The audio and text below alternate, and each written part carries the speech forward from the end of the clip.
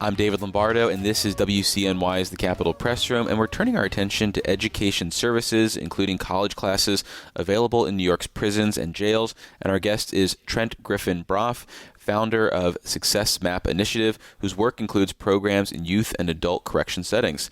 Thanks for making the time, Trent. Thank you for having me. Appreciate it. So in recent years, there has been growing support from the state for higher education classes behind bars, with SUNY operating in 24 corrections facilities right now and planning to expand to 29 in the fall.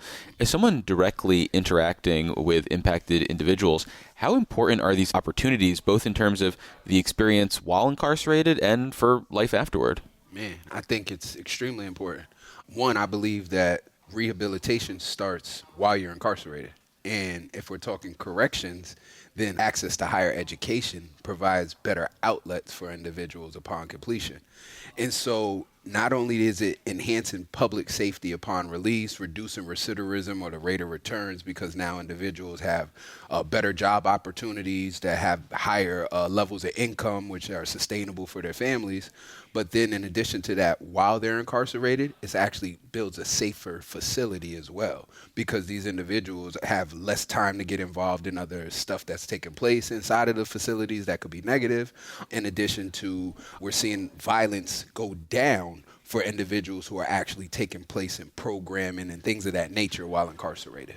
And it's my understanding that prison can be a depressing place. 100%. So is this something that people look forward to and might keep their spirits up, keep morale up? Man, I'm so happy you said that, because in all reality, prisons historically eliminate hope from individuals. And in the good book, it says, without hope, man will perish. And so in a lot of these situations, you're hearing people who are looking for programming. They're literally begging for programming to take place, especially with the strikes that had took place previously.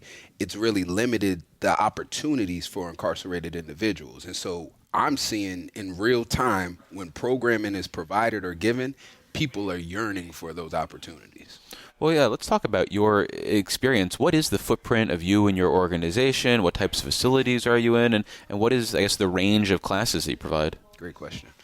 So essentially, my story is going from felon to Forbes. I'm someone at 19. I put myself in prison with a 12-year prison sentence for narcotic sales. And when I say put, just meaning by the things I was doing. Like, I take full responsibility and ownership for putting myself where I was. And essentially, upon release, my story is I went from a janitor at a Marriott, worked my way up to operations manager within about 5-6 years, and then I transitioned and started my own transportation company. That company went on to have a lot of success in terms of what we were doing in the communities through transportation, combating poverty, but more so from the populations we were working with. In 2024, we were named the best place in the country for formerly incarcerated people to work. And so the footprint of Success Map came with the opportunity presented by Carm Basil, rest in peace, Carm. And he actually gave me a call one day and said, "Hey, Trent, you're thriving in transportation with populations that we just can't seem to win with." And he was like, "Would you be willing or ever think about training our staff on how to work with this population?" And that opportunity led into us identifying, more employers could benefit from these sorts of training. And so what we look like today we're built on 4 pillars. One pillar being entrepreneurship, me being someone who was the first, I believe, ex-felon to ever be named by the SBA as New York State Small Business Man of the Year in 2023. Then in addition to that, workforce development, so incorporating how I went from a janitor to a general manager, and then additionally higher education. And so partnerships with like SUNY, in which we do business boot camps. Individuals get 3 college credits for that, using that as a pipeline into higher education. And then the last portion to me, which is probably one of the most important, training the employers, training the frontline managers, training the HR leaders on the incentives, on hiring these populations, and frontline managers on the best practices to actually have success with our populations. Well, a lot to unpack there, but I want to start with the idea of partnering with either SUNY or private institutions to provide any sort of class experience in a correction setting. What sort of help or guidance do you get from these colleges and universities? And is there any big difference between the public and the private institutions? Great questions. So, what kind of help do we get from them? I think we're actually the ones who are helping them. Okay. And I say that because, like, just a month ago, we did a training for SUNY Potsdam. And basically, what we did is we did a reentry simulator with the teachers who actually go in and they teach the students. In addition to that, the very next day, we went in the Riverview Correctional Facility, and then we hosted a workshop with the incarcerated college students on how to leverage their college degrees upon release. That was twofold. One, we got to help them, but then the teachers got to see how someone like myself facilitates a classroom with this population. And so it was a win-win that they got the lived experience of those individuals that they're teaching to be more empathetic and better leaders in terms of teaching them. But then they got to see how, someone with lived experience runs classroom settings with other people who are currently incarcerated. What sort of evolution, if any, do you see among professors who embark on this experience in prisons? Is there a high return rate, for example, or is it something where people do it once and say never again? I mean, what's the experience like? I think from all of the teachers that I've talked to who've got into this space, a lot of them, they say that they really enjoy working with this population more than just the general students for a multitude of reasons. But the big one that I keep hearing the most are the students are really bought into. The second thing is there's no Chat GPT or Claude AI. Sure. And so now these students are actually being students and learning, and they don't have to necessarily watch over and see are they using technology to help them get that degree. And so I think the combination of those, a lot of teachers are gravitating towards that. And I think the evolution of continued higher education in prisons are going to be, I think you're going to see a lot more teachers who, once they get comfortable in the setting and understand what that feels like and looks like, once they could get past that barrier, I think they find that this student base is just a hungry student base. Like I said, individuals who really want it, who are happy to be there, and you don't really have to push too much. They're pushing themselves. Well, what needs to happen then to make higher education in particular more accessible to people who are incarcerated right now? Is it just money? Is it logistical support? Is it buy-in from prisons? How do you expand the footprint of this? Because obviously SUNY is interested in it. As we see, they're looking to grow by about 25% from the spring to the fall. But what's it going to take to expand? I think all of the above, like you said. I mean, money, we all know it takes money to operate anything, right? And so I think money is a big part, but I also believe that there was money put in the budget for the first time for higher education in prisons. And so that's a win in that respect. I think some of the common barriers that I hear from individuals who are actually justice impacted or currently incarcerated comes down to, one, individuals who might have past debts. They have some limitations when it comes to TAP and other funding like that. And so what we're finding is we have to first help these individuals get past that barrier. It's a very minimal barrier. All they have to do is be able to show that they can make on-time payments for 6 months, on-time payments, I believe, of $50, if that. And so we're working through some initiatives where we're hopeful that we'll be able to actually fund individuals so they help them get past that initial barrier so then they can go on and take college courses. On the outside, the biggest issues we hear are housing, transportation, and access to documents. Let it be IDs, things of that nature that they would be able to utilize. And so I think those are common barriers that have been here for years on end. And I think it's just putting that heightened emphasis on trying to help individuals when it comes to housing and transportation and documentation needs. Well, you mentioned that the state is now supportive of higher education for the incarcerated population, and this was something that was kind of normal decades ago and sort of fell out of fashion, and it's still something that is controversial because there are people, given the zero-sum game of our state financing, who say, well, why shouldn't this new student at a SUNY school get first dibs as opposed to this person who's behind bars? So what do you see as the reason to make that investment in the incarcerated population? Well, I see one, I think it goes back to public safety and in addition to taxes, right? Public safety being that if we don't help individuals be able to climb the social economic ladder, 9 times out of 10, they'll repeat some of the same things they were doing to get to where they were back in incarcerated. The second aspect of that just being how important it is outside of the social economic standpoint, but also from the public safety standpoint. And so now if individuals aren't out committing more crimes and they're actually paying taxes, paying into the system, that helps us all as a country thrive.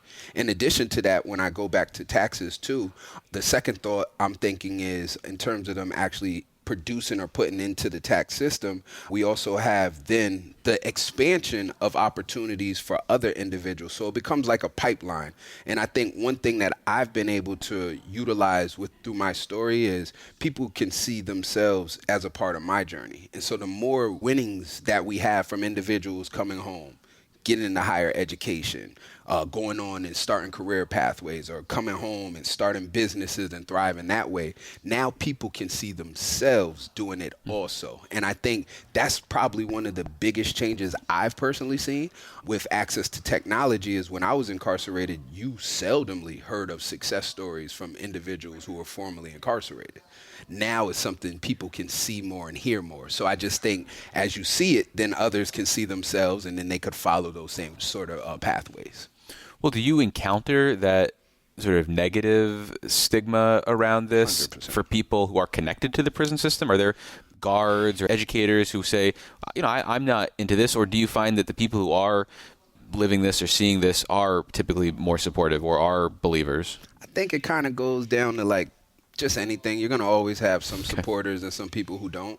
I think about a week or two ago, the Chancellor King, he put an article out where he was kind of announcing the expansion of higher ed in prison, and they mentioned some of the programming like our business boot camp that's taking place.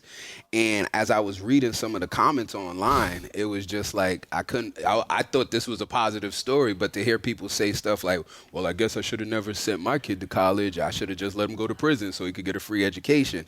And I'm just like, man, I get what you're saying, but at the same time, that's not the reality of the situation. And so I just think it's like anything else. You're going to have some people who support and you're going to have others who don't. And after a quick break, we'll continue our conversation about higher education available in New York's prisons and colleges with Trent Griffin-Braaf, founder of the Success Map Initiative.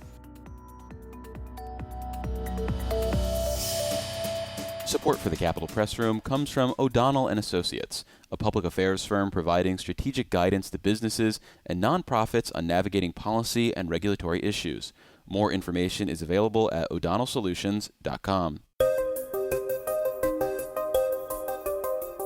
I'm David Lombardo, and this is WCNY's The Capitol Press Room, and we're continuing our conversation about the higher education services available in New York's prisons and jails. And our guest is Trent Griffin-Braaf, founder of the Success Map Initiative, whose work includes programs in youth and adult correctional settings. When you think about the purpose of these classes in prisons and jails, do you see them just about the economic opportunities for these individuals moving forward and therefore focus on entrepreneurial stuff, focus on things that might be related to a trade? Or do you see merits for a liberal arts education as well? Is there this emphasis that makes sense to have on critical thinking skills and redoing the classics, for example? I see a lot of people who go into the liberal arts as a pathway, but I'm always trying to help people identify, go for something specific. Go find the niche, because as I tell them, the riches are in the niches. And so figure out the niche that you could really attach yourself to. Liberal arts is so tricky because it's a multitude of different now pathways that you could go in. Sure. But that also leaves hiring discrimination that could take place as well. But if you master a niche and you become really good at something in that field, you're going to be given an opportunity and you'll be able to scale yourself with that opportunity, is what I kind of tell people. Well, sticking with the idea of hiring discrimination, New York is in the process of implementing its clean slate law, which is supposed to ensure that if you're applying for a job or other types of activities like housing, that criminal background to a certain degree is going to be excluded after a certain period of time. What are your expectations for something like this? Do you think that's going to have a game changer on the economy, or are you skeptical about this being some sort of panacea when it comes to formerly incarcerated finding work? I helped a lot of employers actually sign on to this initiative. I think it's a good starting point. That's what I look at it as, a starting point. I can't remember if it's 5 years or 7 years for it to drop off and now it doesn't show. That 5 to 7 year gap is already proven that someone who has stayed home for 5 to 7 years, the rate of them returning is already minimal. Sure. And so what I would like to see that take place is in a closer time period to where we see higher rates of people returning to incarceration. When they really need that job. That's when they need it the most, 100%. So I think it's a good starting point, but I look at it as just that, the starting point. And do you offer any sort of advice or guidance for people who have been behind bars and they're going on that job interview? I mean, Yep. do you help them try to navigate that inevitable question if it comes up, or Yes, but maybe if it's not a direct question, maybe hints and innuendo? 100%. So literally, I just did a workshop. I brought in Mike Miller from Golub to the Youth Detention Center with I was hoping it was basketball player Mike Miller. Okay. Yeah, I wish I had that one.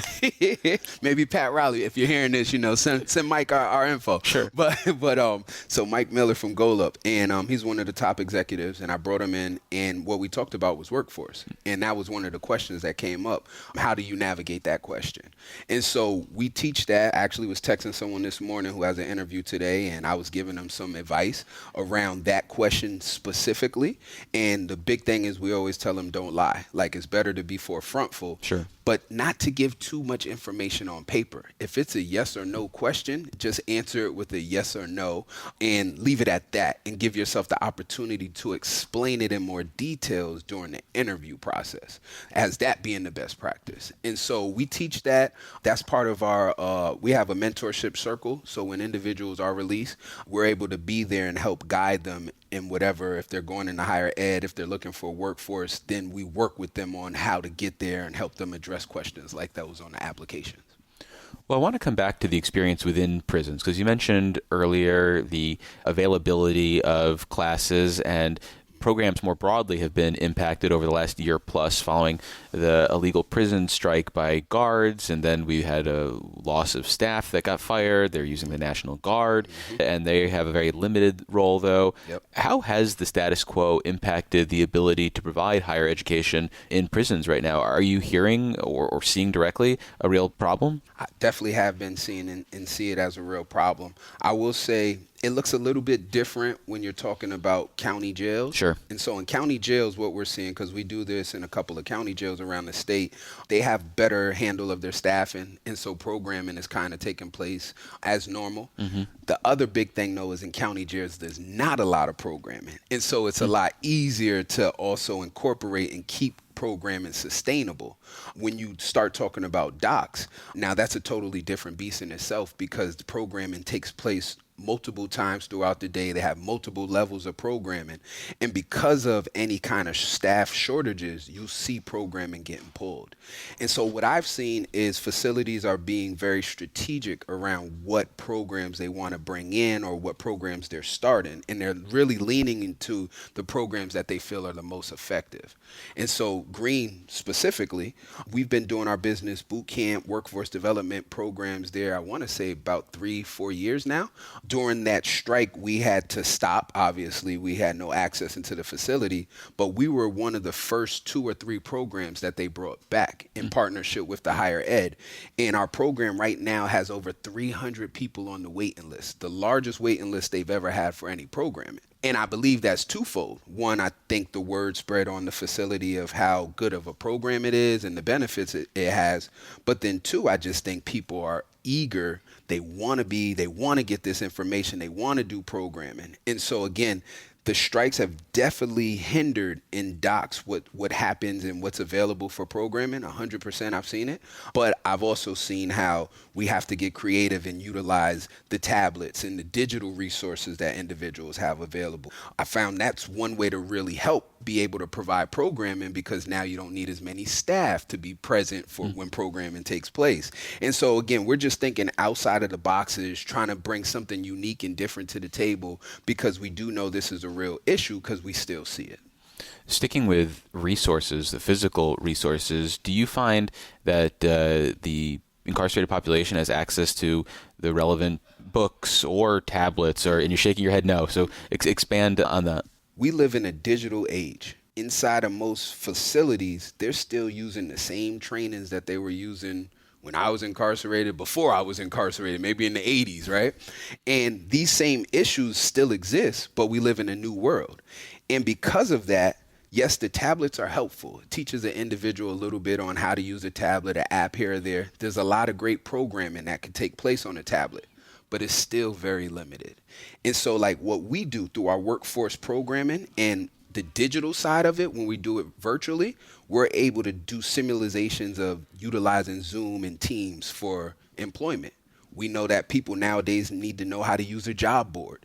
They're not teaching you how to use a job board while you're incarcerated. They're not teaching you how to use your calendar on your phone to schedule your meetings so that way you don't miss it. And so these are the things that we're teaching through our workshops when it comes to workforce development, because we know we're in a digital age. How can we be teaching you to still use pen and paper if no one is using pen or paper? Sure. And lastly, just as someone who has both experience behind bars and now interacts with this population as they emerge, I'm curious if you have any thoughts about the state's effort to reduce the use of solitary confinement in recent years. Is that something you have any thoughts or feelings about? I think there's two sides to that coin. One, there's becomes from the CO standpoint and the facility standpoint, comes down to the safety of the officers and the incarcerated population. And what I'm hearing on that side of things is there's no accountability. So now someone can do something to someone and there's no real accountability. They might be put into segregation for a couple of days, but they know there's only a limit to, and then they could come right back out and repeat the same offense again. On the other side, though, and the side that I know pretty well, is the effects of what isolation does to someone from a mental standpoint. What does that look like? These are individuals who are going to be released back to society at some point and now have been isolated for years inside of a cell by themselves, and what effect that has on an individual. And so I can see and understand both sides of the coin, and I just think they haven't come to a solution that fits everything. And I just don't know if there's a one-size-fits-all solution in a conversation like that. And so that's honestly the best that I could really say when it comes to that. I just don't know if there's a one-size-fits-all, and I think that's going to be something that they'll continue to have to navigate. Well, we've been speaking with Trent Griffin-Braaf. They're the founder of Success Map Initiative. Trent, thanks for visiting us in the studio. Thank you. Thank you for having me. I appreciate you.